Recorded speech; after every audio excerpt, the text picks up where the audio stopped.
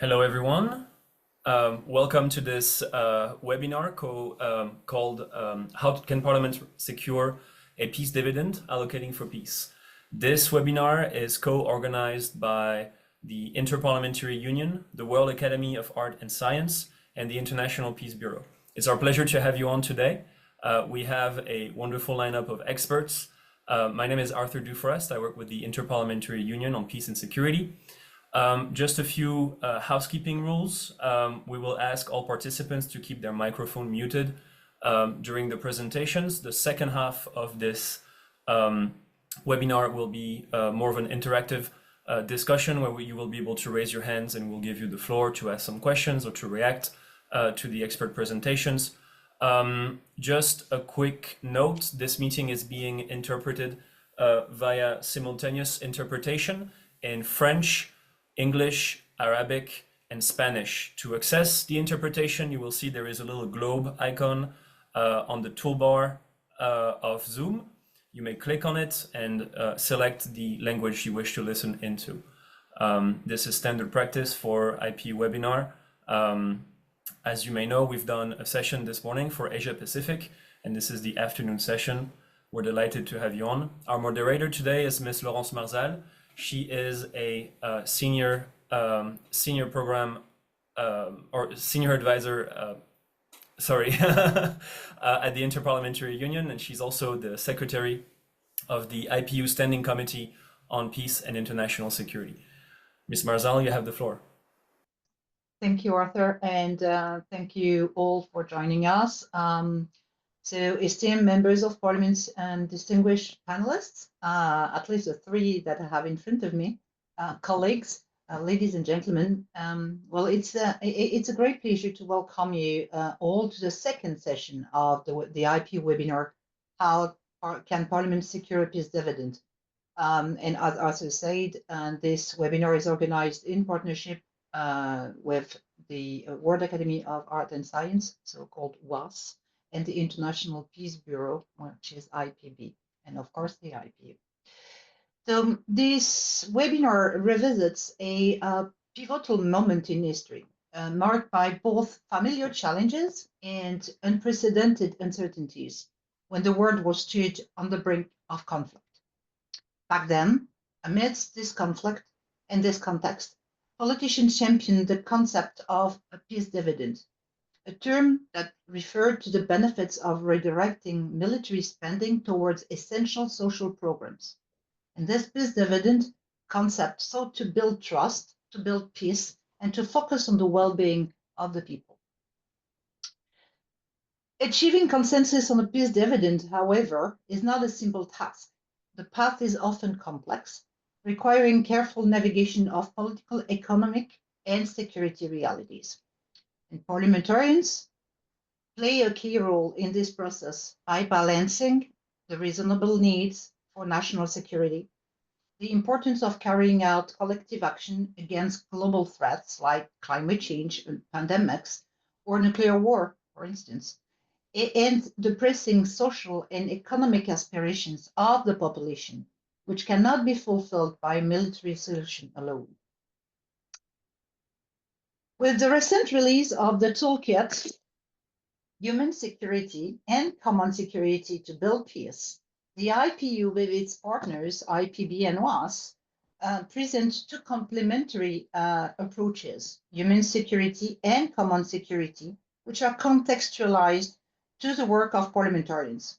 These frameworks aim to support parliamentarians in shifting the security paradigm from reliance on war to fostering mutual security, enabling nations and people to build peace together rather than in opposition, one from the other. So this afternoon for us, I'm sure that for some of you it's a morning, we are honored to welcome four distinguished experts who bring a wealth of experience and insight to our discussion. First of all, because he's next to me on this wonderful grid, Mr. Jonathan Granoff. Mr. Granoff is the president of the Global Security Institute, which is a non-governmental organization dedicated to eliminating nuclear weapons through international cooperation in security. A lawyer by profession, Mr. Granoff is also a fellow of WAS, where he champions the human security approach and human development.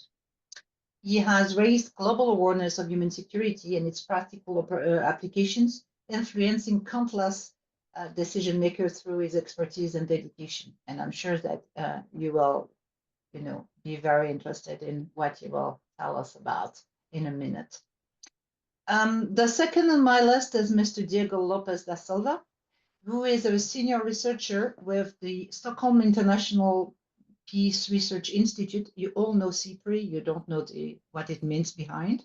In the military expenditure and arm production program, holding a PhD in peace, defense, and international security studies from Sao Paulo State University, Brazil. Mr. Lopez da Silva focuses on the intersection of institution, political transitions, and military spending. His research plays a critical role in fostering the evidence-based decision-making essential to addressing today's security challenges. It's essential as well for parliamentarians. Then let me introduce you to Dr. Theodora Fior. Ms. Fior is the principal program manager at the Geneva Center for Security Sector Governance, which is called DCAF, an intergovernmental think tank supporting states, parliaments, and international actors in improving security sector governance. Dr. Fior oversees security sector reform and governance projects in Southern and Eastern Europe, emphasizing democratic oversight of armed forces to ensure alignment with democratic principles. Her extensive background includes advising the Romanian Parliament's Defense and Security Committee and working with UNDP in the Central African Republic. And not yet with us, but you will be joining a bit later. We will hear Mr. Francisco Vignarca, who is the campaign coordinator for the Italian Network for Peace and Disarmament, an organization dedicated to advancing collective action for peace and disarmament. With over 2 decades of experience, Mr. Vignarca has addressed a broad range of issues, including military expenditures, drones, and mercenaries. His advocacy is widely recognized in his country, where he frequently engages with national institutions to promote peace and disarmament initiatives. So now that you know who will be talking to you, without further ado, I'm giving the floor to Mr. Granoff.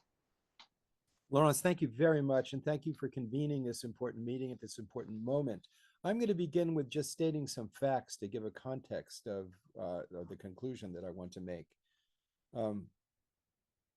Since 1970, human conduct has extinguished over 60% of the world's mammals, birds, fish, and reptiles.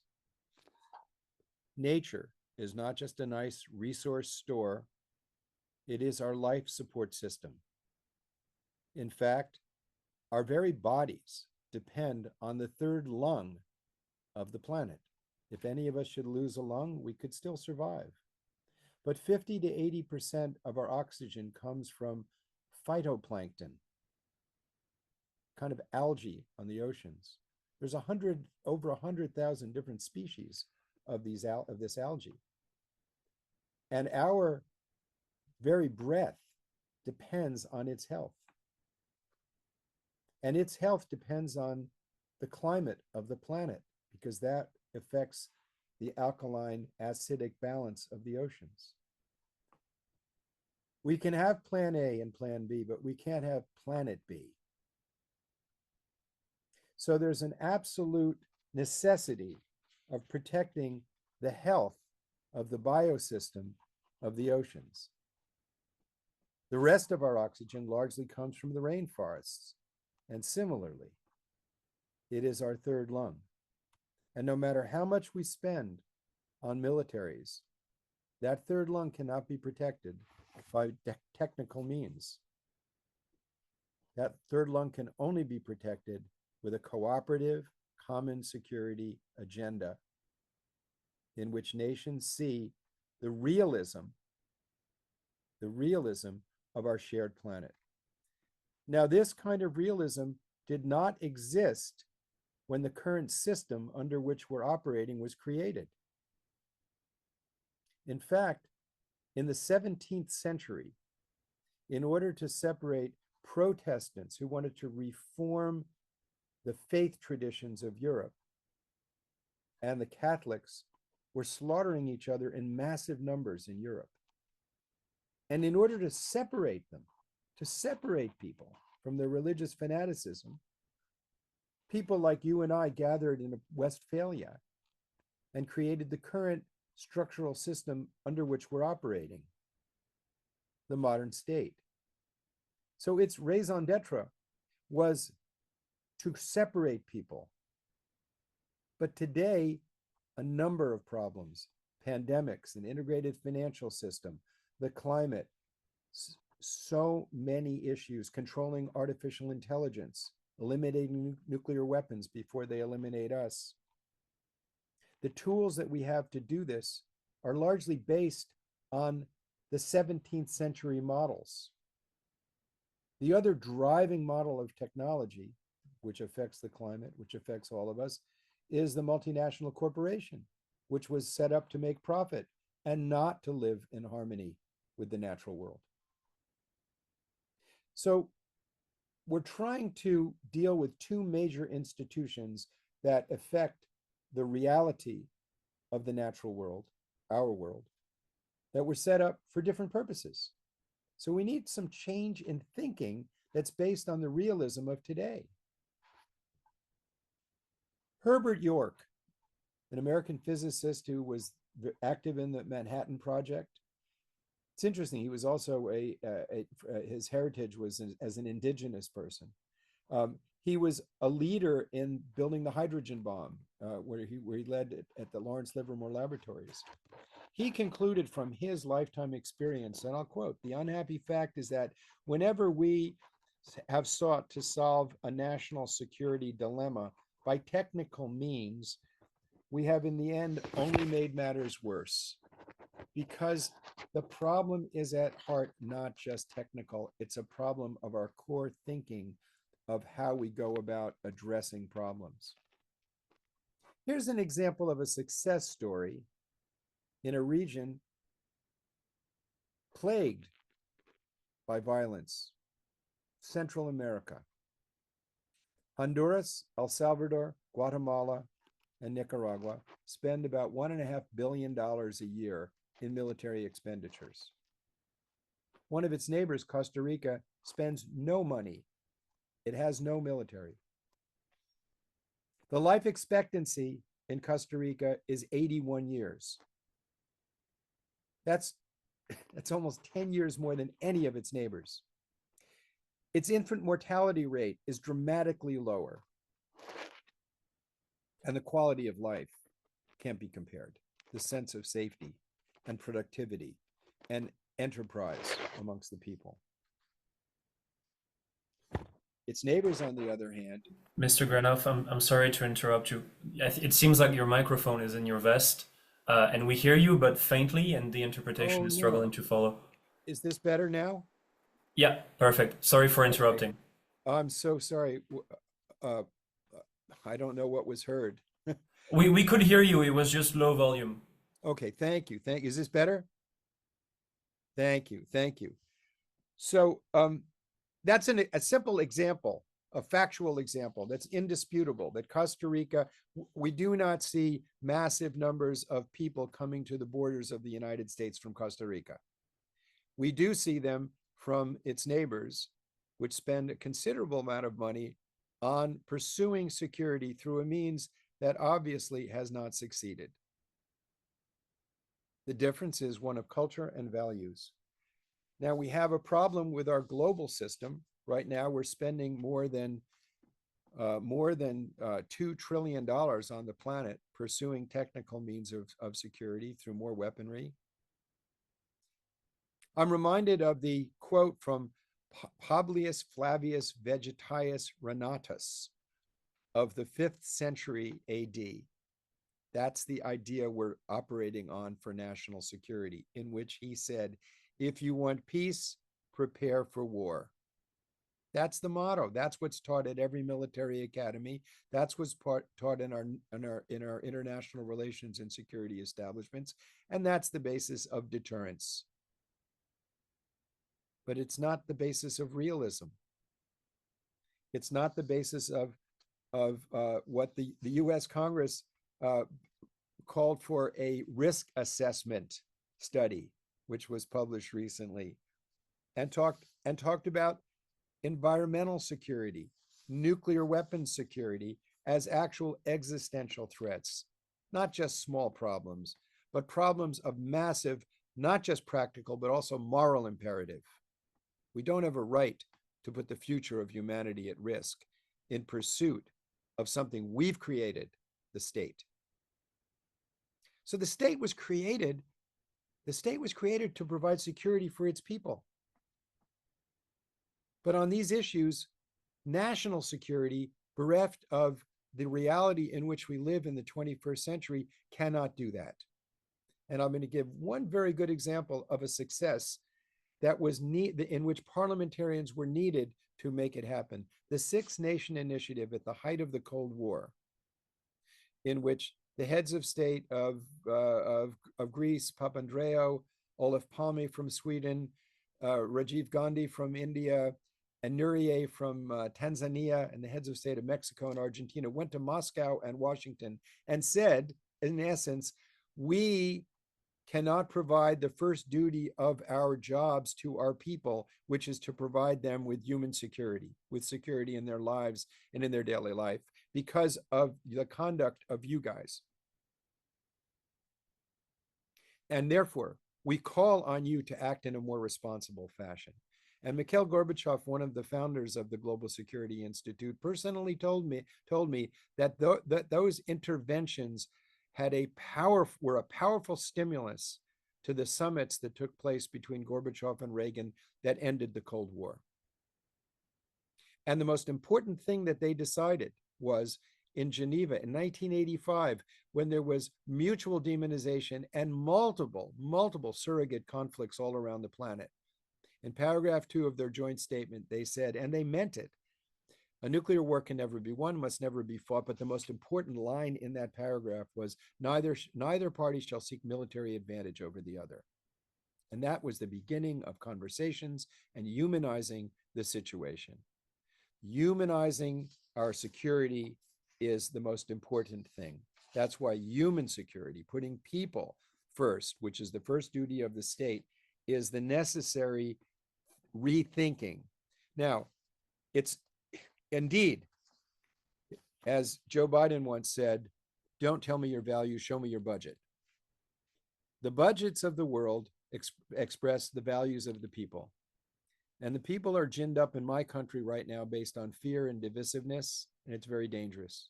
It's happening all over the world. That doesn't mean that we have to throw away the compass to get out of the chaos. The compass is based on the fact that there is no way for humanity to survive unless the nations of the world see their common interests as being more important than their divisions. There's just no way we can protect the oceans and our lungs and the other global issues that are realistic, measurable, scientifically verifiable, certain. Then, of course, there's the ongoing risks of daily basis of nuclear holocaust and the extraordinary expenditures in the trillions of dollars for these weapons. In South Asia, 70% of the children of the world are malnourished children of the world are in South Asia. 30% of the children in both Pakistan and India are malnourished. For them, war has already happened. Their lives are already compromised. Their health already undermined.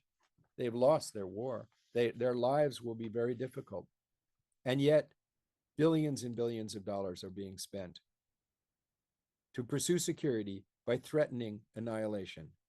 We now know that if less than 1% of the world's arsenals were to be actually used, well, they're used in threat each day, but they would throw at least 5 million tons of soot into the stratosphere and end the agricultural base that we all depend upon. not to mention the extraordinary deaths from radiation, but mainly the very ecosystem of the planet and the lives of other species that we have no right to be destroying would be destroyed. So we've moved from mutually assured destruction to self-assured destruction, because one Trident submarine from my country and counterparts in other countries has enough firepower to actually cause this kind of destruction. And yet we have over 13,000 of these devices on the ready as we speak. Well, it's less than 13,000 on the ready, 13,000 in existence, just a few thousand on the ready, but all we need is less than 200. So we need a fundamental challenge to this madness, and it has to go up the political ladder, and parliamentarians have to push their heads of state to speak out against this madness and call for realism. And what is that realism? It is putting people first, how people actually live. And the tool for nations to do that, because we're not talking about ending the nation state, but the tool for doing this is common security and realism. Yes, we need local governance to govern our neighborhoods. We need cities and governance of cities. We need states and we need nations, but we also need global cooperation for the global threats that we face today that did not exist when we created the institutions. So I call upon you as parliamentarians who are elected to represent the interests of their people. We have an education gap. The people need to understand that the local dilemmas they have are largely arising from global dilemmas. And every issue, so many issues of our daily lives, we should have learned this with COVID. COVID did not recognize passports. COVID did not recognize race, religion, gender. It said all human beings are one family. The fact is, that's a truth. Every one of us has 99.9% of our DNA is the same. The differences between any of us, between you and I, is very small. So we're in a period in which our choice is either to continue the downward spiral of adversity. The biggest cost of nuclear weapons, in my opinion, is they institutionalize adversity and they legitimize the worst of human conduct, the willingness to destroy the future. Those two are not measurable by the amount of weapons we have. They come from our ideas. So there's a duty right now, in an emergency, of the biggest gap is not just economic, it's in ideas, it's in our thinking. We have to raise the thinking of the planet, the people, to realism. And that is what common security is about. And that is something that there's numerous instances in which it can be done, it has to be done, but it is mainly, in my opinion, it is mainly a change of thinking that's necessary. And that's why this kind of conversation is so important. And thank you for giving me this moment to just make one of numerous points to get to the same point. We need to educate and rethink what is realism in security. Thank you very much. Well, thank you very much, Jonathan, for this very interesting points. I mean, what I can take out from it, at least, is really this idea of being realistic, realism, that states needs to behave better in the concert of nations so that people can strive, and to that end, they will need really to rehumanize their actions so that both the human beings and the environment would be saved. That being said, I'm now turning to Diego Lopez da Silva for his presentation. Yes, thank you very much. I have a few figures that I would like to show. I'm not sure if I'll be able to. You should be co-host. You should be co-host now. You may share your screen. Yeah, I think I'll not be able because I would have to quit and come back. So, I yeah, You can I send mean it to me that's on email and I can showcase it if you want. um should another participant go in my place now and then I can prepare this. I'll rejoin in an instant. Okay, is that okay? Or Yeah, I can go. Yeah. no, no, I can give the floor to Dr. Freer if you wish. Thank you very much, and I'm sorry. Yeah. Dr. Freer, can I ask you to take the floor? Okay, thank you very much. I actually hoped to build up on some remarks made by Diego, but I'm gonna go with you and speak now. Thank you so much. So first of all, maybe to tell the participants today where do I come from, and the moderator has mentioned my institution, DCAF, questioning a little bit. I have seen Ms. Marzal, from your face expression, what is DCAF when we are actually Geneva Center for Security Sector Governance.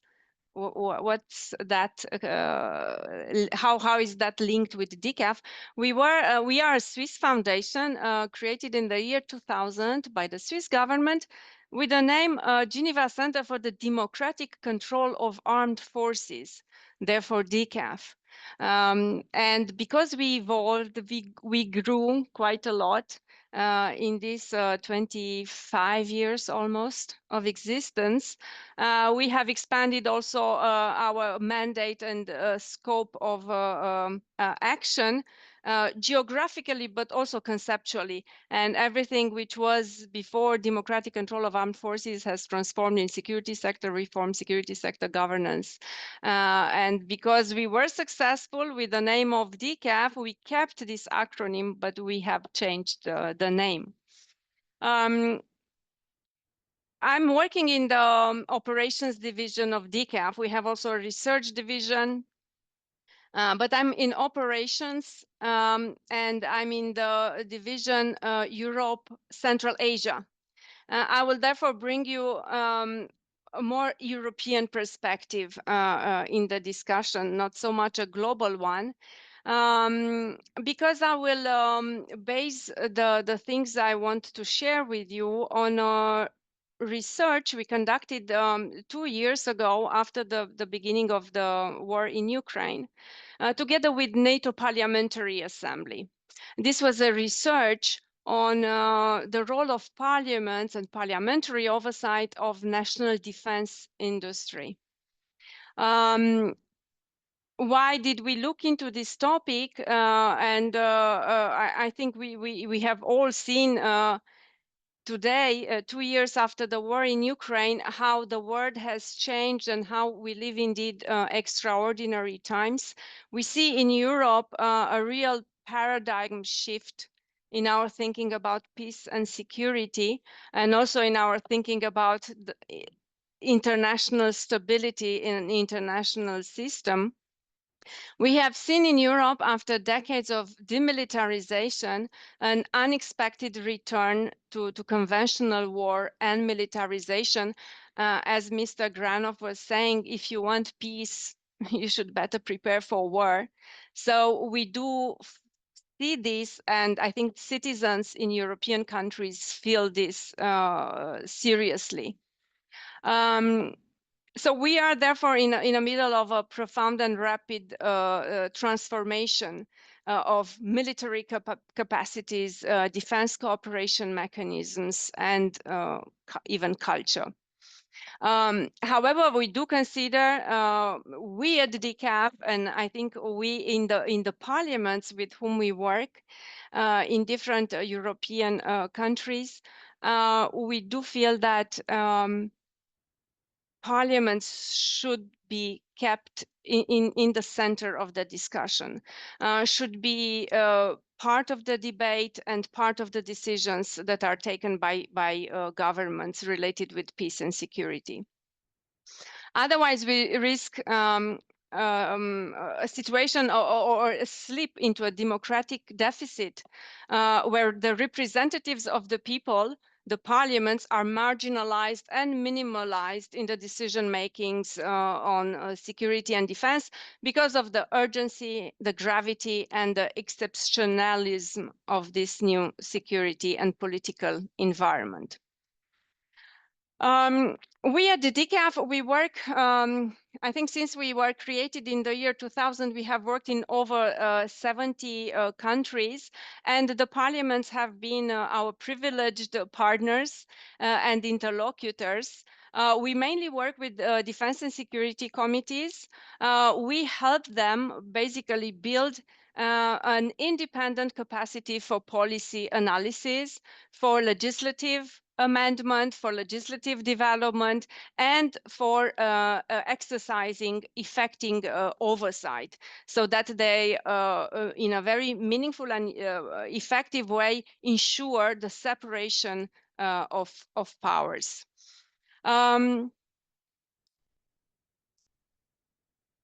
We do develop lots of knowledge products, and we do contribute, I think, to peer exchange, to the identification of good practices. We help parliaments, and especially defense and security committees, reflect on good practices, meaning things that work well in some countries that can be adapted and inserted, implemented in national legislation and practice. I will review with you today several of the main findings that we had in this study that we developed 2 years ago. Several findings, and I will share with you 3 reasons why I think it's important for parliaments to engage with defense industry and with security and defense more generally. So what did we find out? What are the main findings of this study?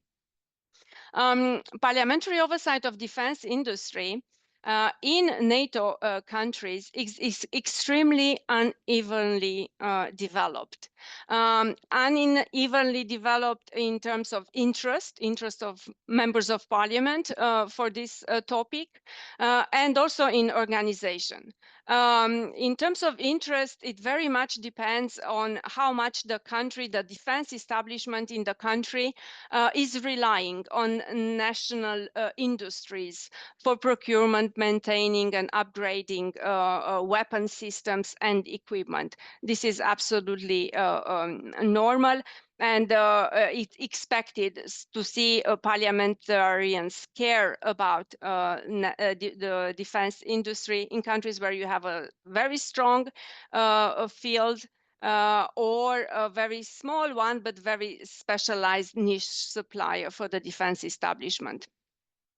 What does it mean, differences in organization? We see a variety of parliamentary committees exercising oversight of defense industry. Not just defense and security committees, but also economic committees. Actually, more than 50% of NATO parliaments, we have economy industry committees being the main or the first one responsible for this sector. This is a good and a positive thing, can be considered a good practice to have other committees also looking into this, but it has also disadvantages or risks, because the parliament might miss having a comprehensive and good understanding of what goes on.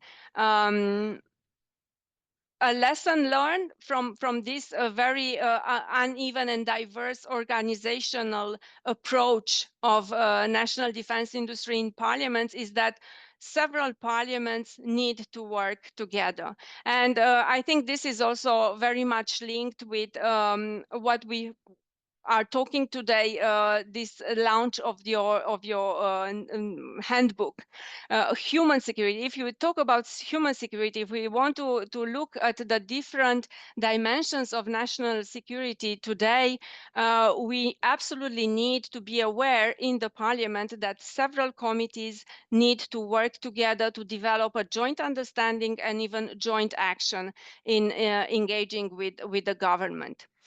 A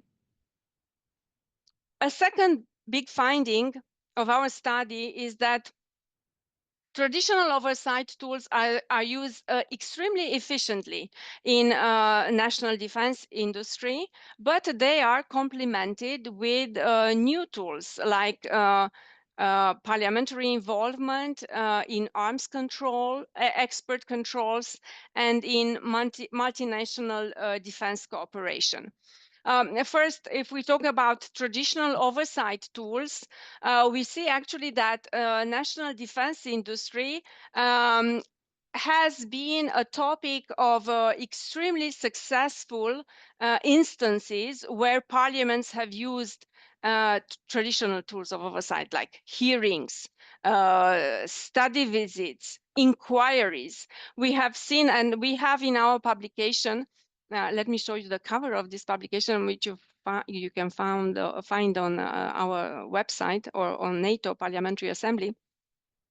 There are many interesting examples, I think, where hearings or inquiries in national defense industry have led to huge changes or huge procurement contracts being completely stopped, or the creation of new standing committees in the parliament to look on very specific issues related with defense budgets, related with defense industry, and so on.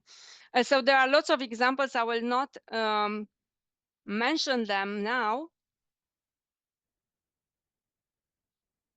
But as I have mentioned, besides these traditional tools of parliamentary oversight, we see that defense cooperation agreements are debated at length in parliaments because they have become complementary oversight mechanisms that parliaments can use in relationship with defense industry and the use of public money for defense establishment.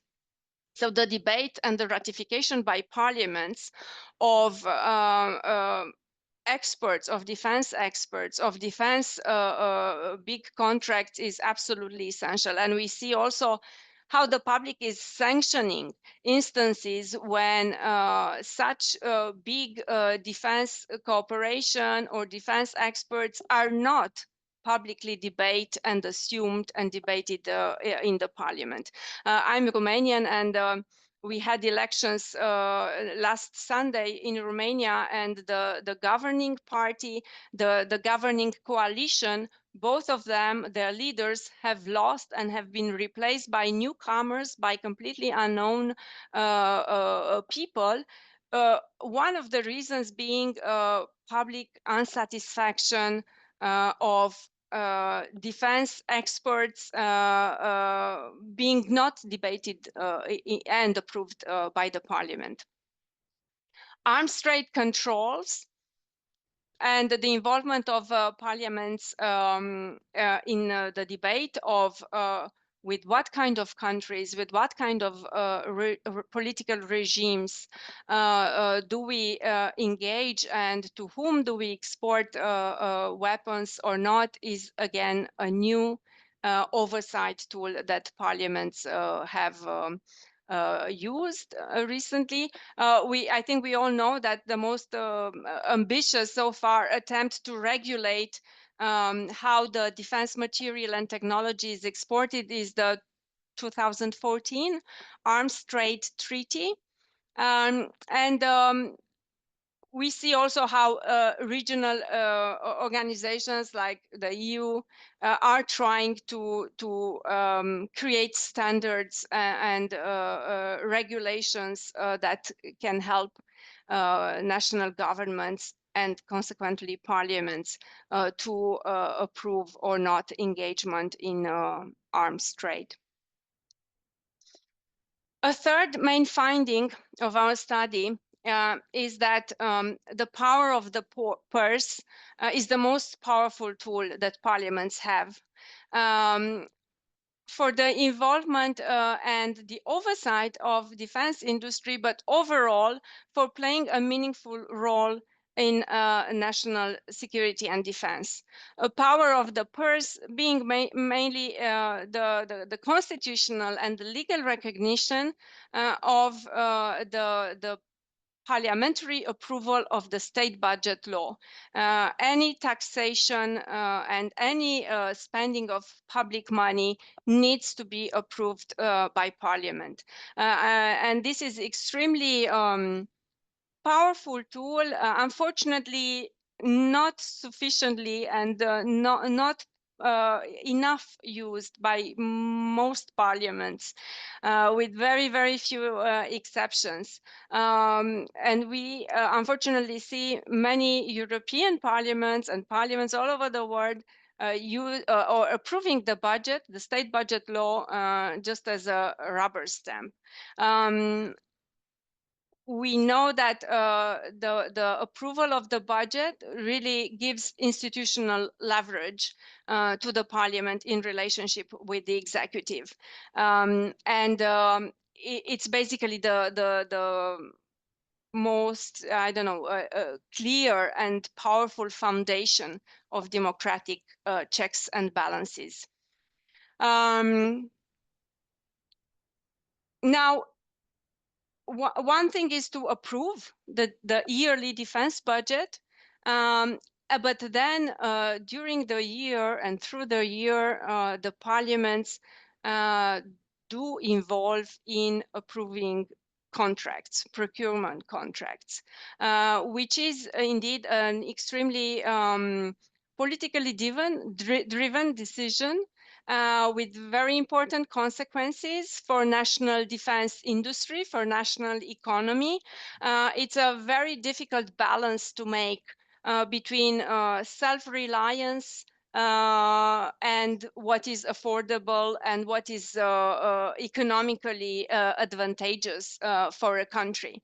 So the decision between buying from foreign providers, defense procurement, and developing local domestic defense capability is a very difficult political choice.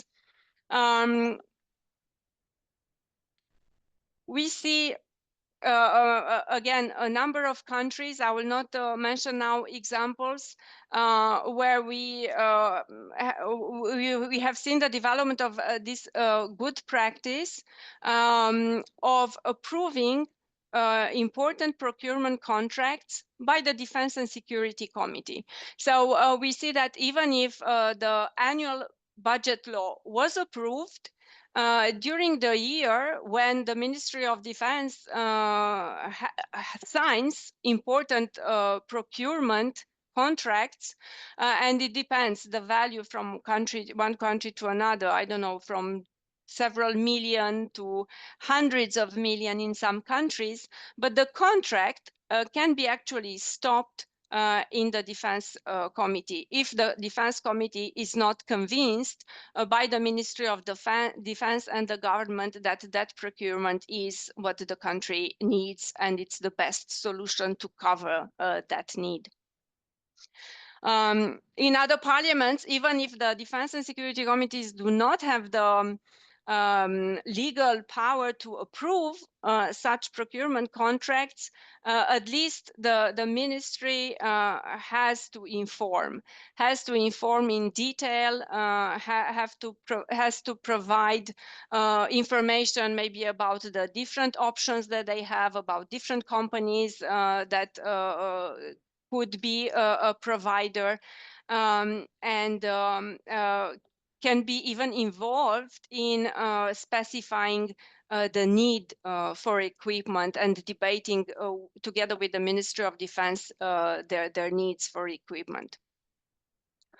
Dr. Fier, may I Yes. ask you to? Should I? Yes, please, if you could wrap up so that we can give the floor to you.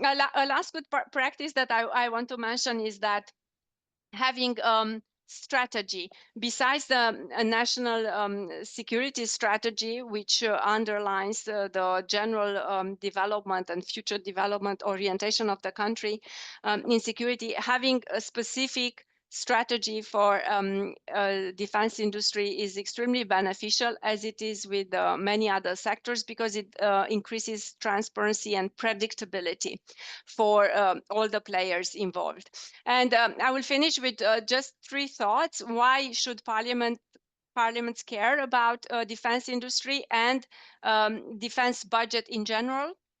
It is very big and it's growing very fast. And here I think Diego, the next speaker, will probably give us a very interesting data. So it is very big and it's very important for our national economies. But then it is of strategic relevance for defense, for national economy, for foreign policy, but also for the development of national technology. And lastly, it avoids market rules because it entails serious accountability of vulnerabilities because of the protectionism and because of strong lobbies involved in defense. I will finish here and let's see if there are questions and comments for me to respond. Thank you so much, Dr. Fier. And very quickly, from what I heard from your intervention, is really the importance of oversight to build transparency and trust, and that is really one of the major function of Parliament. And since you've already mentioned the next speaker, so without further ado, I will give him the floor. Diego, the floor is yours. Thank you very much. And again, I am sorry for the technical hiccup. Hopefully you guys can see my screen in presenter mode. Is that okay? Can you see it? It's Can you perfect. confirm? Yeah, all right. So, okay, thank you very much for the invitation. I'm quite glad to be here.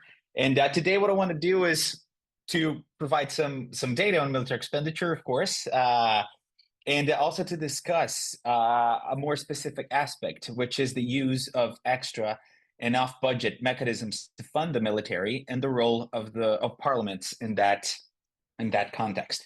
And as traditionally, as we start here at CIPRI, let's start with some figures and some data.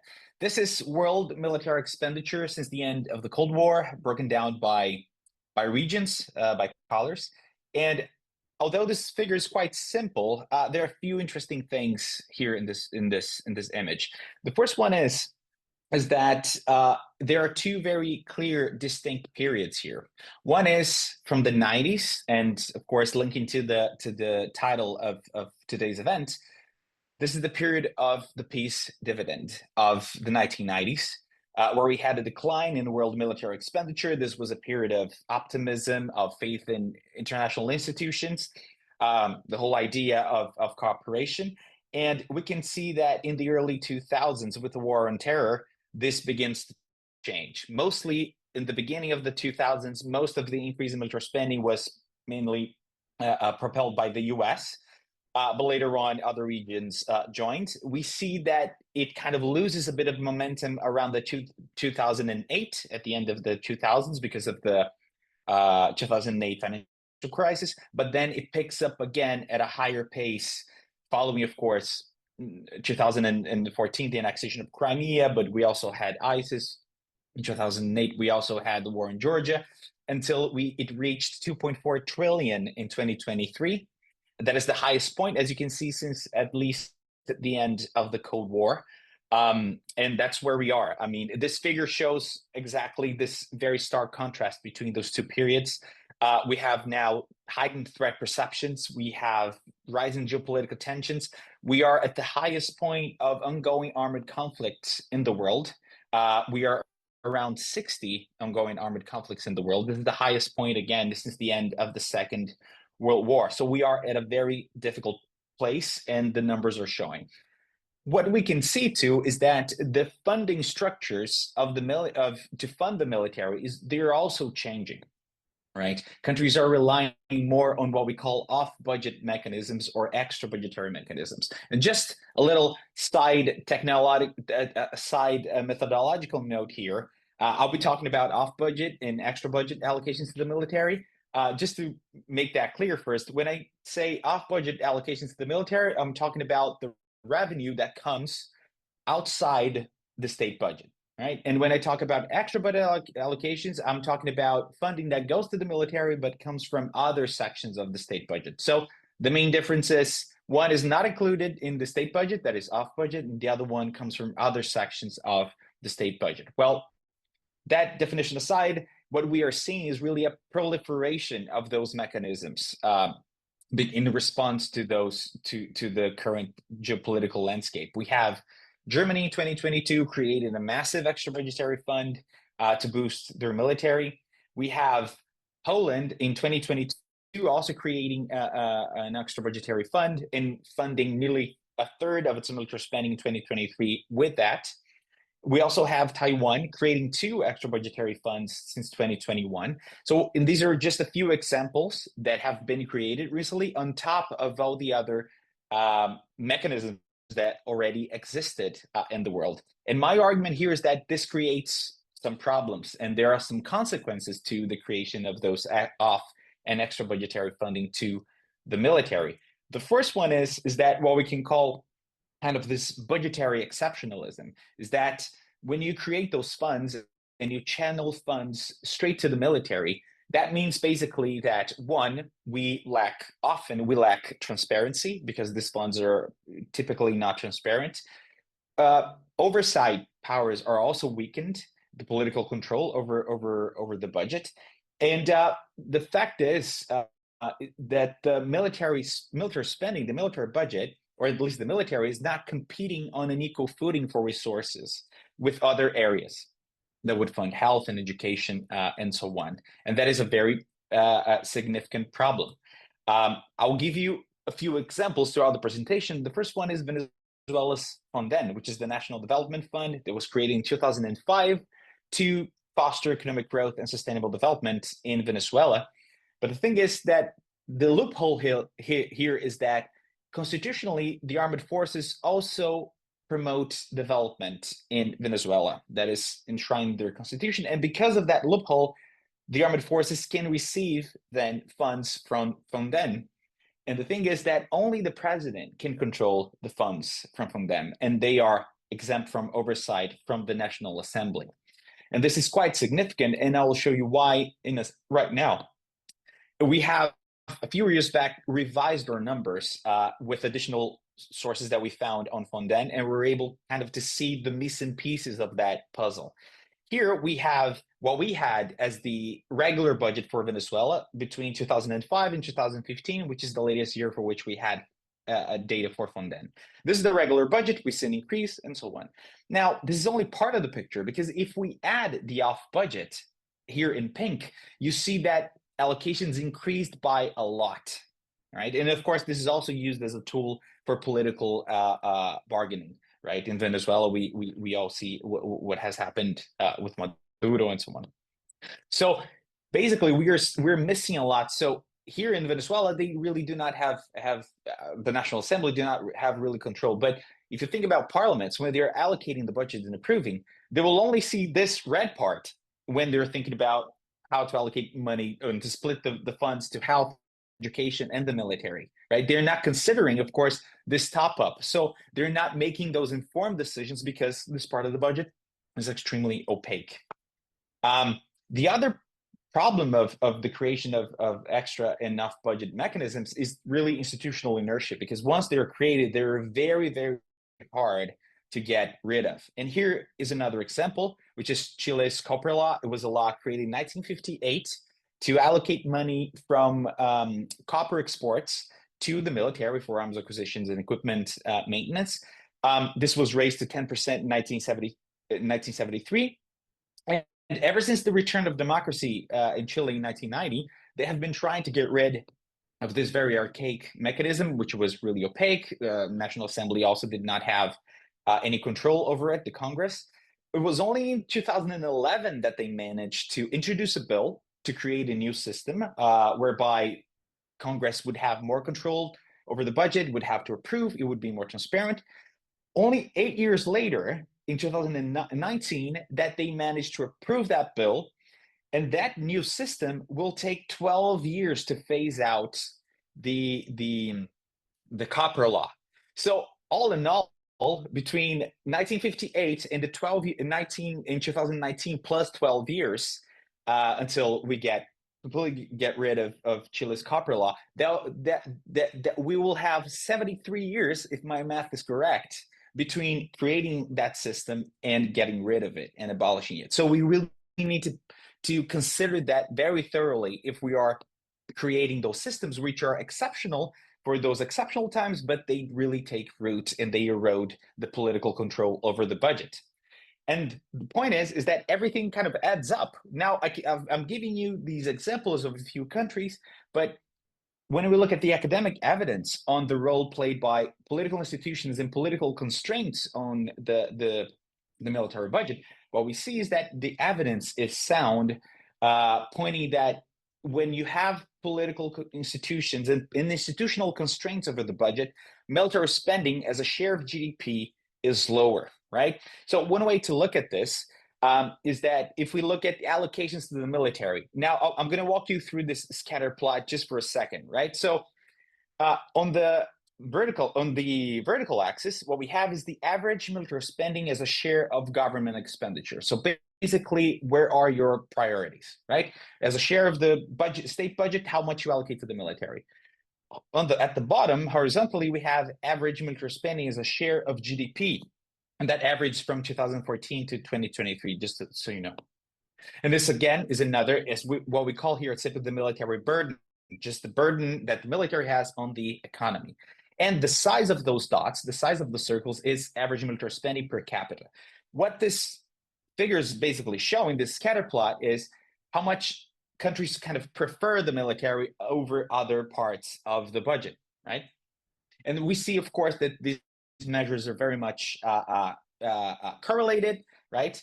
But the interesting bit here that I want to show is that if we add a little bit of color here and we look at the political regimes or the political constraints that the countries, that is, those dots have, and we see here, and I'm using data from the Varieties of Democracy data set to categorize political regimes, we see that the dots in red and pink, which are closed autocracies and electoral autocracies, hence countries or regimes with fewer institutional controls over the budget and a weaker or non-existent parliament, they allocate more funds to the military, right?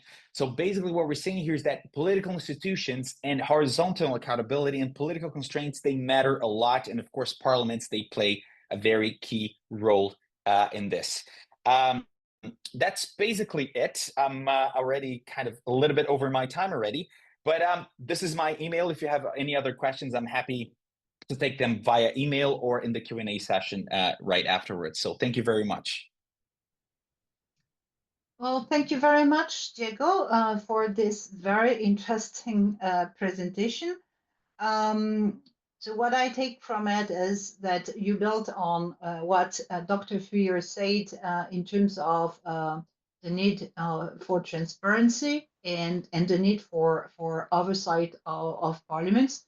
That said, as you said, more and more states are creating new mechanisms for some allocations for military spending to be taken off the oversight of parliament, and this should be temporary, but we can see that what is meant to be provisional lasts quite long and may not be taken off very soon. Before I turn to our next and last speaker, I would like to ask the floor to start thinking of questions. We still have half an hour, and so Mr. Vinyarka will be talking. So if you have any question, please let us know if you would like to ask questions by, through the chat so that we can give you the floor. Mr. Vinyarka, thank you very much for joining. I have already presented you while you were away or while you were not here yet, but please, you have the floor. Thank you. Thank you for this invitation and for the attention that you give me. Sorry, but some family commitment prevented me to get on board of this webinar sooner. And I thank also the two panelists that already have spoken, because they already said a lot of very important things. So I will build on their communications. And I will give you some, hints, informations, examples from Italy and the European Union. I think that they are quite interesting, because Italy is not the biggest player on the world on military expenditure and on arms export, but is not a small one. We are in the top 20 of CIPRI since a lot of time. And regarding the arms export, we are not big player in terms of share, even if it's like 3 or 4%, depends on the year. But alongside with France and the US, we are the country that provides weapons to the most countries. The recipients, the number of recipients from Italy is very, very large. And in some kind of weapons, we are leaders, let's say about helicopters. So that's why I think the Italian case can be interesting. I work for the Italian Peace and Disarmament Network, but also we founded the observatory MILEX, which is an observatory on Italian military expenditure, because we wanted to have numbers, because as is being said, the problem is that all these issues been taken away from the government, from the parliament by the government. They more and more wanted to decide themselves everything, not provide information to the government and of course to the parliament, sorry, and of course not providing information to the public opinion. So that's why we decided to using also collaboration with CIPRI and other institutes to depict a little better what is the military expenditure from Italy. Also because, like it was said, not all the military expenditure is inside the Ministry of Defense budget. A lot of money for weapons are inside the Economic Development Ministry, or let's say for the military mission abroad, the funding is in the Treasury, the Financial Ministry. So it's important to at least have the correct numbers. And I underline this. When you provide the numbers, then you force the government and even the parliament to get their own numbers. We're very pleased on the fact that after some years, even the government started to provide some numbers, and also the parliament wanted to have more numbers, because we pressured that. If anybody is putting out numbers, nobody cares. So that is important. I think it's important, and it's something that also parliamentarians might take into account, the fact that there's a big divergence between the decision taken by the governments and what the public opinion wants. In Italy, even if the military expenditure is growing fast, let's say that in the last 10 years, we had an increase of 60% in the military expenditure and 77% on the last 5 years only for military procurement. So huge numbers, but still you have all the polls and all the, questions that you take to the public opinion that say that 70, 75, 80% of people does not want an increase in military expenditure. So there is a democracy gap in some ways. And this is something that, of course, parliamentarians might take into account. What happened is that after the years that already have been mentioned of good faith into the future, the 90s, there were a lot, even in Italy, of lots of new laws and new regulation that at least tried to set some form of transparency and control on military budget and arms export. What is happening in the last few years is that the government, all the governments, even different political governments, center left or center right, is not an issue of the political, and we'll talk about later, are trying to lower this control. For instance, it was introduced a new law on military mission Now it has been changed. And before, the parliament had to vote on the budget of military mission abroad, which is something like 1.3 billion euros, like $1.3 billion. Now it's not mandatory anymore. The government can decide. The same happens with the disclosure of the new procurement projects. After you vote them into the budget law, national annual budget law, there is the provision that before April, the government must provide all the specific and detailed data. Now this document comes out in September, October, or November. So there's no point in oversight, because if you provide the numbers very late, then of course all the money has been spent. So it's only statistics. It's good for stats, but it's not good for decision made by the government. The same happens also on the arms export. Italy had a law since 1990 on the control of arms export, which is one of the first one at the international level, and was also the basis and example for the code of conduct, and then the common position of the EU on arms export, and of course has been an example also for the ATT that has already been mentioned. The government now, because there was big control on this, not only on the money, but also on the financial aid, let's say the banks involved in the arms export, they want to change the law, lowering the controls and completely deleting from the annual report that has to be sent to the parliament the part on banks and financial aid. Also, the report, which is due to go out before March, now goes out in July, August, or September. Again, if you provide information too late, there's no point in control. How can a parliamentarian say, I'm not, I don't agree, I don't want this to be done, I want to vote differently, if you are providing information too late? So that is also happening, and there's an erosion of parliamentarian controls that I think it's important to reverse for the parliamentarians and their role, and also for the public opinion, because of course the public opinion, the first contact that has with the government is through parliamentarians, it's through the democratic process, okay? Of course, there is civil society, we have our campaigns, we can pressure directly on the government, but first and foremost, we have to pressure on our elect representative. That is crucial. But in the past, there was, in a way, because of the pressure of the lobbies and the arms industry and the governments, a self-erosion of control. I take this example for you.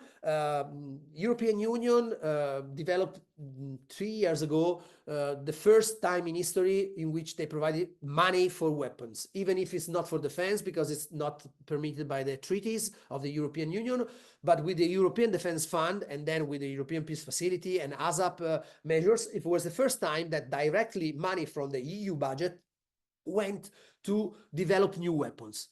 The last vote that 2 European parliaments ago made is to lower the oversight on this. They decided not to use the same kind of control they exercise on all the other funds that the European Union provides, which are huge for agriculture, for healthcare, for infrastructure.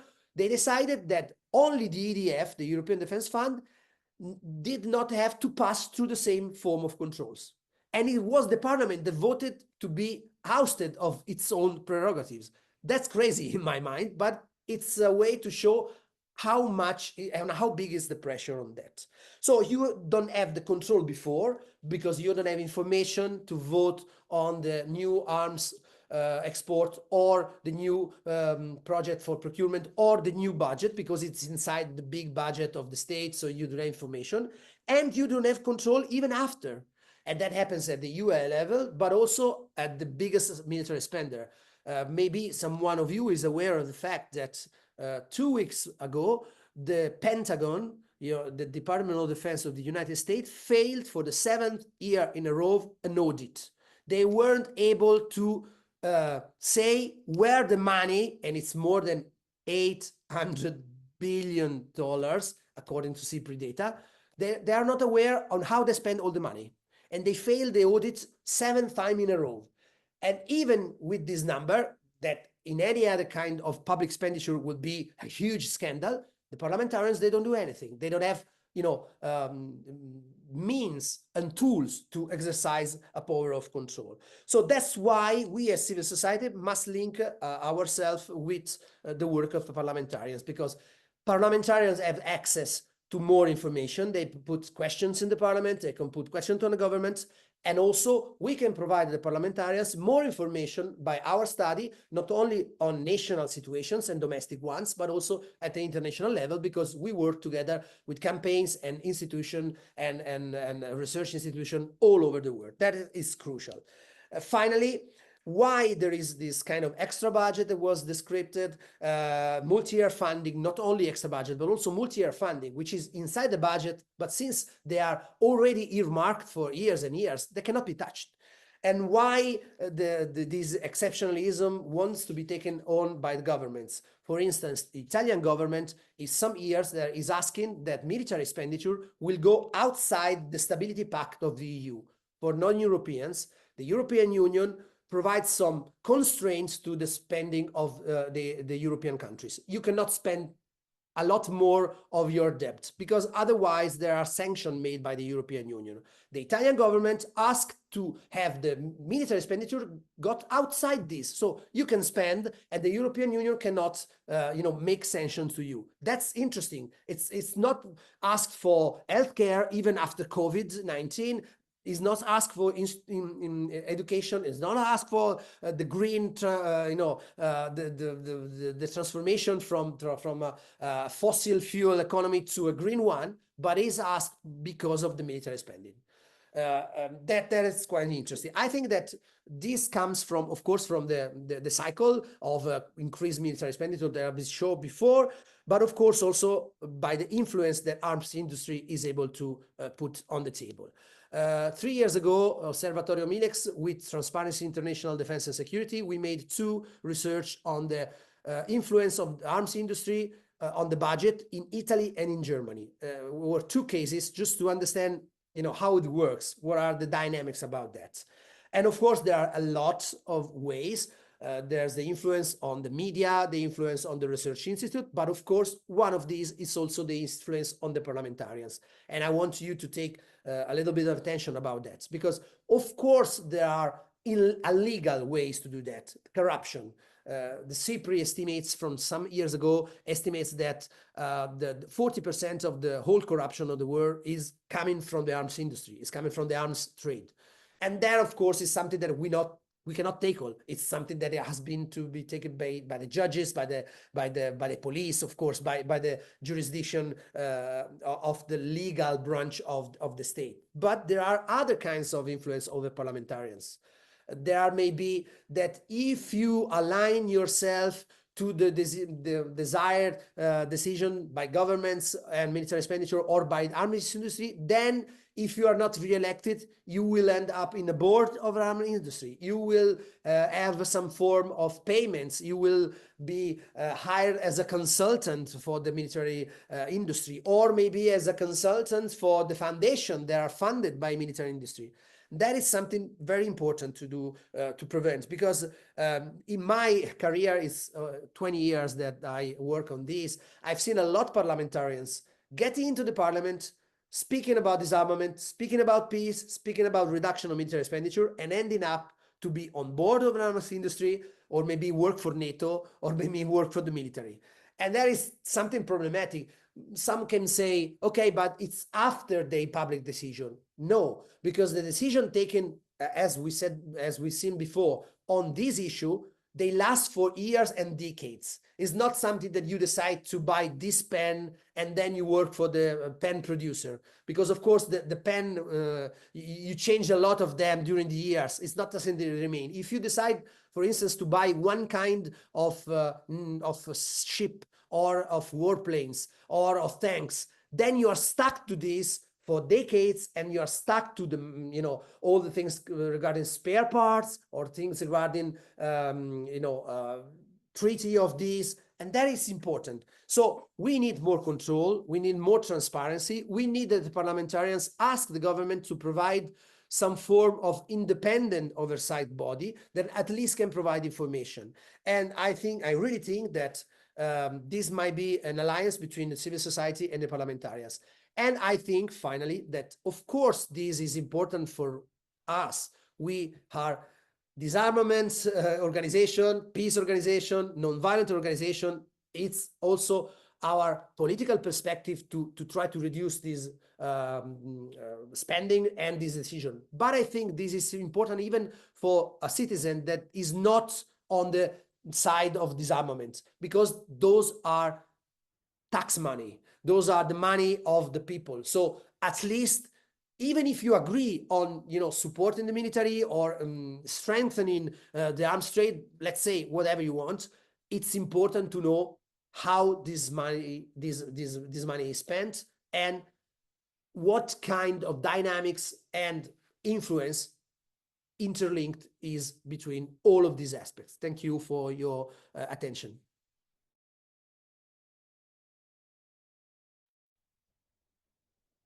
Thank you very much, Mr. Vignorca, for this presentation and intervention. Yeah, I see that from a civil society point of view, the idea of a conflict of interest is very much there, and that would necessarily be addressed by Parliament. And it's here again an issue of transparency and of trust building, so that parliaments are, how can I say, better seen by the people, because they are supposed to represent the people. And in the cases that you've just mentioned, they are in fact using the people for other means, if I have well understood what you wanted to say. So that is also something of great importance. And again, you have highlighted the need for transparency, accountability, and of course, both of them are at the root of trust building, which helps building peace. I would like to know whether we have some questions from the floor, so we have someone who loved your speech, Mr. Vignorca, but it's not a question as such.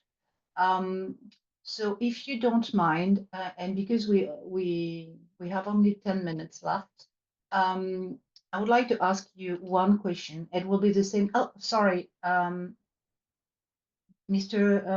Orkamas, would you like to ask a question?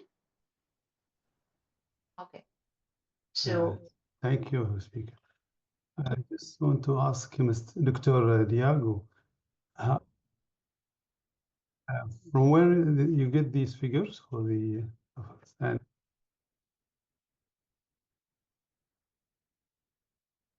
I'm sorry, I'm sorry, I could not quite hear. You're asking where did we get the figures for military expenditure? Yes, so that's very much the core of what our program here at CIPRI does. We maintain a database of military expenditure for every year. We collect for about 150 countries. Data on military spending. Our database stretches back to 1949 for a few countries at least.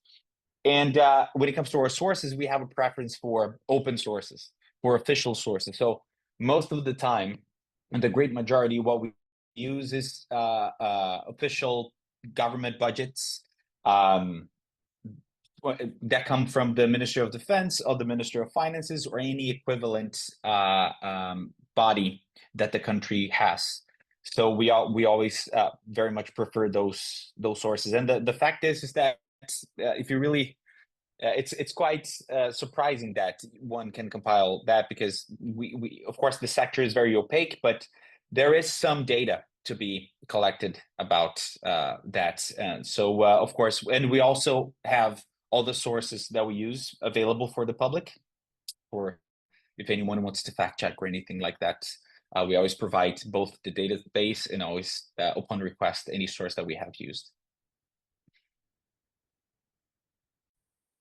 Thank you very much for this answer and for that question. I would like to give the floor to Sean Corner from the International Peace Bureau, who wants to ask a question. Hi, thank you to all the speakers here. My question would be about trust building, particularly. I think it's something that we find in common in both the human security and common security spaces, the importance of building trust, whether it be between nations or between the government and a public. So, considering we're focusing on disarmament and a peace dividend in this session in particular, I'd like to see how you, I would like to ask how you see a peace dividend, perhaps contributing to building trust within societies, and how perhaps the larger disarmament framework could build trust between nations as well. I know it's a big question, but perhaps each of you could touch briefly on it. Thank you.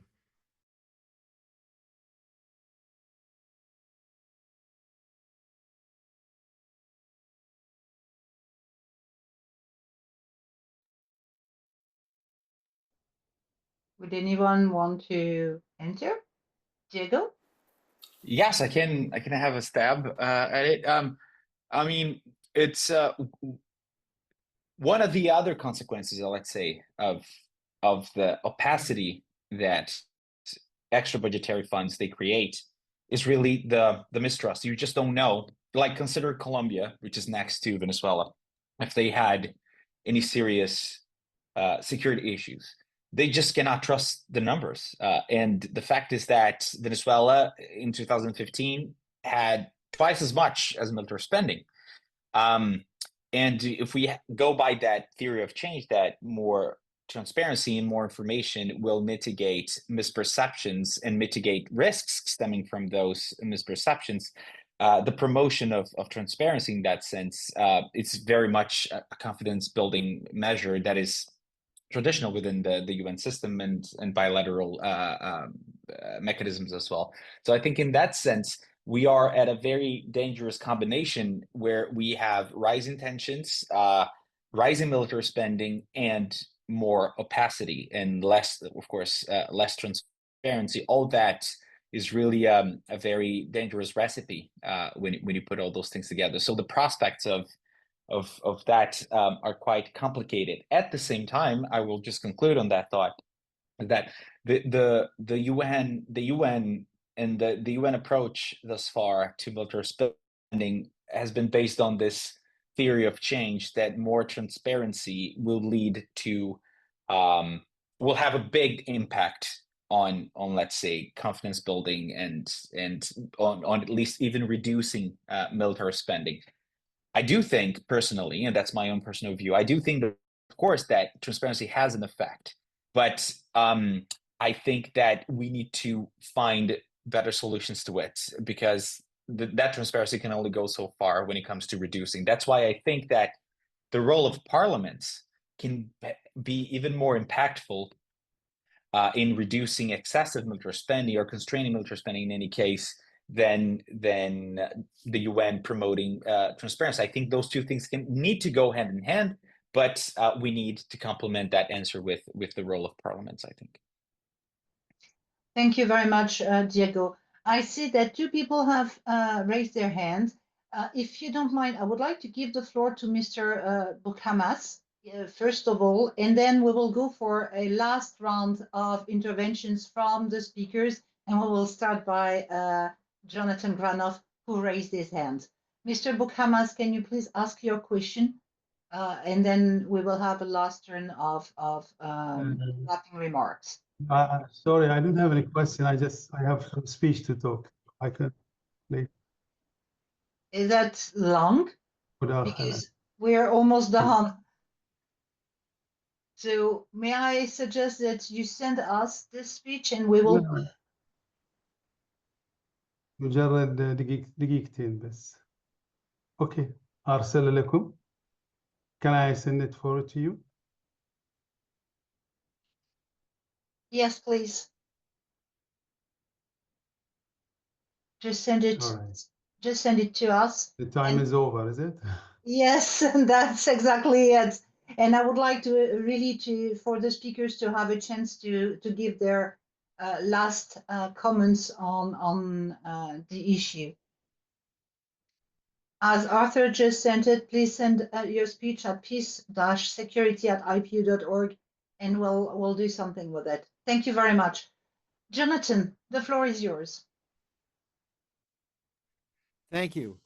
One of the most important things in trust building is reestablishing the trust within countries. Statistically in the United States in the last election, the majority of people got 80% of their information from social media. That's pretty shocking, not from any other source. What's most shocking is they only expected that 15% of it would be accurate factually. So they weren't voting on facts, they were voting on what they felt.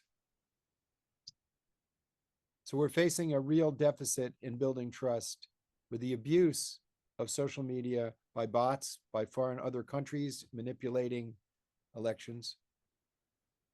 So there's a real need for controlling some way, either by identification, without constraining free speech,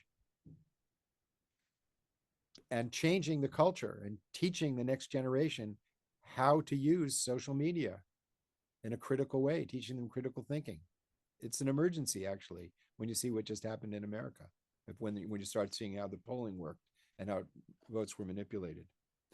The other point I wanted to make is, in terms of the UN, there's not a structural problem. There's a problem of political will. Chapter 5, Article 26 of the Charter says that the Security Council shall, not may, therefore it cannot be vetoed, shall convene the Military Staff Committee to come up with ways of reducing military expenditures to free up resources for all the things that we care about.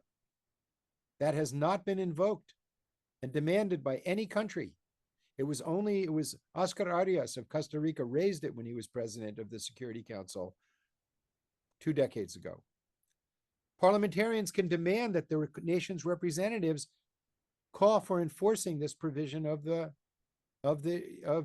UN Charter. The UN Charter is a ratified treaty by all of its member states, and therefore parliamentarians can call on their ministers of foreign affairs to do that. That would be very basic. It's a problem of political will. The next is in terms of building trust. Inter-Parliamentary Union is really an example of bringing parliamentarians of multiple countries together to discuss issues of common concern. If you're particularly concerned about nuclear issues, which I think should be as universal of a concern and should be mainstream to everything, there's an organization that I'm on the board of called Parliamentarians for Nuclear Non-Proliferation and Disarmament. We have permanent observer status with the IPU, and I posted a contact there because it needs to be mainstreamed the way gender equity needs to be mainstreamed and is, or climate change is mainstreamed. We need to mainstream the moral and practical imperative of nuclear non-proliferation and disarmament. Now, last year, I was a representative in the General Assembly debates pursuant to the treaty on the Convention on Anti-Corruption. And seeing the lackluster support from the major violators of providing a peace dividend after the Cold War, we were promoting an integrity dividend. An integrity dividend would be the problem addressed. The problem we're addressing is, according to the UN, is $2 to $4 trillion. Just get this number: $2 to $4 trillion bled from the productive economies of the world through corruption every year. Every year. That involves tax evasion, tax avoidance, human trafficking, drug running, gun running, straight up bribery, etc. And I had a meeting. I did a dialogue with the head of NASDAQ, which is a high-tech company that happens to be like people think of it as a bourse. It's not actually. It's actually a high-tech company that facilitates trade in negotiable instruments, bonds, equities, etc. And the head of it said that they have an AI program that can identify illicit financial flows with over a 99% accuracy. And I said, well, why are we not capturing this money to provide what I was arguing in the general debates? What we need is an integrity dividend, because corruption not only steals money from productive uses, but it's used to corrupt political processes as well. And she explained the problem is not identifying the process. The problem is cooperation in capturing the assets, because the violators also use AI and find the weak links in what countries they can do money laundering, et cetera. So what is needed is a spirit of cooperation to obtain that money. The problem is right now, there are some governments that are covering this up and preventing that cooperation. So I think that anti-corruption should be a central theme in every parliament, and demand international cooperation on that issue, because that's a source where it's unlikely, given the conflict in Ukraine and the amount of lobbying that the military contractors do, that we're going to see a military peace dividend, on military expenditures. But there is money to be obtained. I believe that the Sustainable Development Goals are to some extent a human security, common security agenda. But as the Secretary General said, less than 20% of the funding targets have been met. And if we fail on the 2030 agenda, if we don't have a credible, we don't have to meet all the goals 100%, but just a credible showing, which we don't have now, this could be terrible psychologically on the political culture of the planet. So I think advancing, capturing the money that is available with an anti-corruption effort would be truly meaningful. And parliaments can do that, but they need to reach out across their national psychology and borders and build the trust, which the IPU is the most important organization on the planet doing that. But there's other ways in this could be done. Literally, during the Cold War, there were lots of civil society bridge building efforts to help end the Cold War. We don't have those anymore. I was very involved in a lawyers organization that exchanged lawyers from the then Soviet Union. We sent lawyers from the United States there, and they sent lawyers to the United States. And we built bridges that helped end the Cold War. That process is broken down. That has to be revived everywhere. The irony, of course, is in the midst of war, even, the commercial world is still operating. Except for the sanctions, there's still an enormous amount of business going on globally, still an enormous amount of finances and trade. So it's as if every single institution, whether it's culture, science, finance, productivity, have all gone global.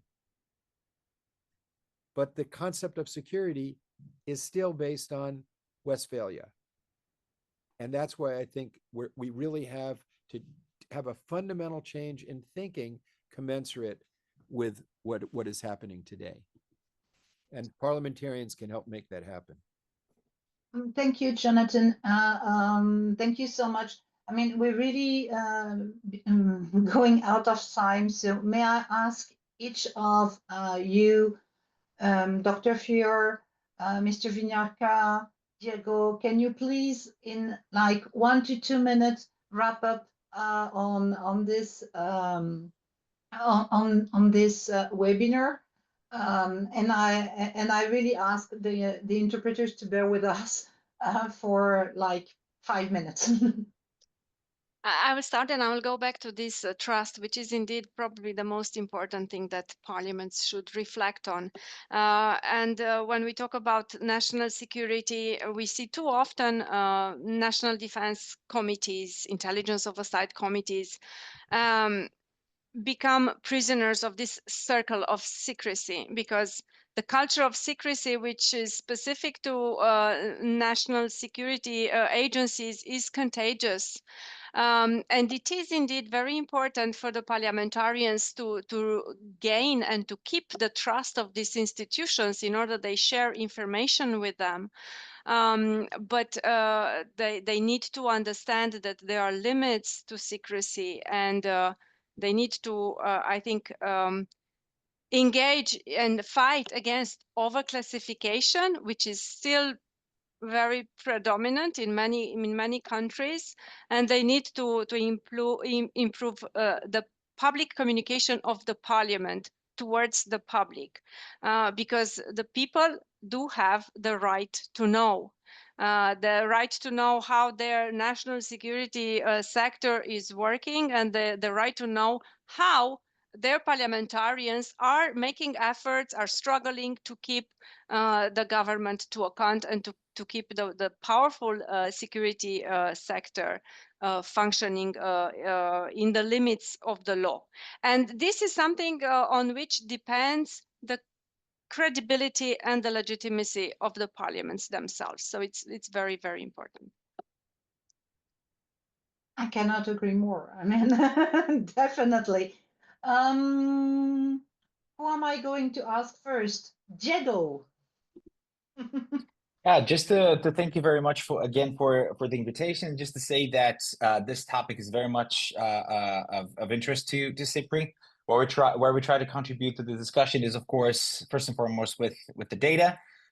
We try to promote transparency through our data collection efforts and maintaining the database, but we also see parliaments as a key entry point for policy making when it comes to constraining military spending, promoting efficiency in that sense, and transparency. We have engaged with governments. For instance, we have just finalized a project that was very much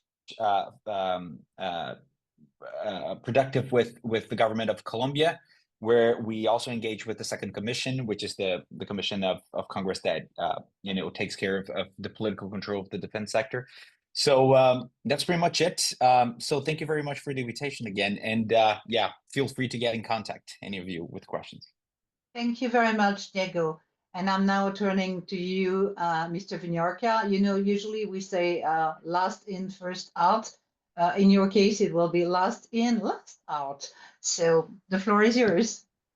Just to thank all of you for the listening to us and the invitation, and saying that, of course, civil society can be seen by parliamentarians as the enemy, because we pressure you, we keep asking things, we keep saying that you are not doing the job correctly, but in this issue can be a good ally just to improve transparency in an issue that is crucial for the future of the world and of humanity, from nuclear weapons to military expenditure to war that continues to be more and more spread all over the world. So thank you again. Thank you very much. And just on this last issue, we are more and more trying to make sure that civil society organizations and parliamentarians are getting on together. We organized during the last assembly a workshop on humanitarian disarmament, where we had several campaigns, like, for instance, control arms when it comes to small arms and light weapons, talking together with ATT people, two parliamentarians, just to show that parliamentarians can get information from the campaigns, from the organizations that are in their country, and they can get exactly the same information that they would get from the international organization, the ATT secretariat in that case. So no, you're not the enemy. You are, what can I say, the partners in crime, maybe. Okay, well, so it's now time to say goodbye. I would like to thank all of you for participating, for providing such great ideas, and also for attending this webinar. Jonathan, you want to speak? In the report on this, please include the chat for everybody, because there's so much really valuable information that people have been posting, how they can do follow-up and so forth. And many reports only have the Zoom, but in this instance, the chat information, I think, is really substantive. Sure, we'll make sure to add this to the report. So thank you very much. I wish you a good day, whatever moment of the day you are. And I would like to thank the interpreters, without whom we wouldn't be able to really communicate one with the other. Thank you very much for all, and we'll see you soon. Thank you.